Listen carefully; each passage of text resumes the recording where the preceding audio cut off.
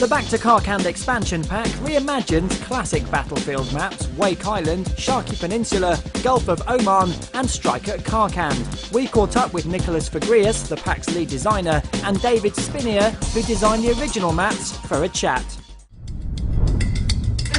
2 months ago we basically thought of how could we make a really cool experience for the core fans and the new fans, and it felt kind of natural to revisit the epic maps of BF2. So you designed some of those maps. I did Strike at Karkand and I did Sharkey Peninsula. And why do you think people really liked Strike at Karkand? Apparently it's one of the top maps ever. It has the infantry stuff. It's super intense. I can barely survive 5 seconds on it. But it also has the kind of the mix of vehicle in there as well.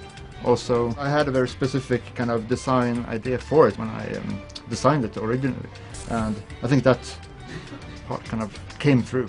And Nicholas, you've been applying the Frostbite 2 touch to Strike at Karkand. How's that been for you?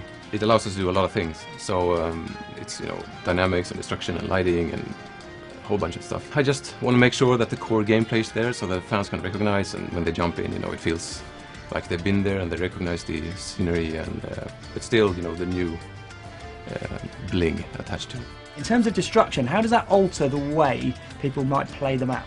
You can, blow a hole in the wall if someone's hiding and no one is safe behind cover and so on. So that interesting, new gameplay dynamic will be in Karkand as well, the new one. So and that's one of the challenges, to make sure that fits with the core gameplay and make sure it's fun. And in terms of the vehicles, is it going to have the same vehicles that you put in there, or is it going to be different ones? You're going to see some of the old vehicles from BF2 and refamiliarize yourself with them. Do you think Frostbite 2 gives you more freedom in terms of being more creative with the Strike at Karkand map and the other 3 as well in the pack? Yeah, it does. It's a really dynamic engine, and we can do tons of stuff.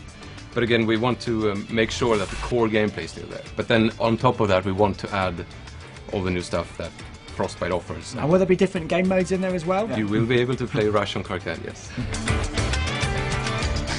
So ultimately for you guys, what do you think is more rewarding? Starting afresh and coming up with some new map designs, or maybe changing one that already exists, such as Strike at Karkand, and giving it a new lease of life? Personally, and this is just me, I love creating new maps, but it's been really interesting, kind of rewarding to see these guys work on something I did. I think we got a new audience just releasing BC Bad Company 1 and Bad Company 2 for consoles.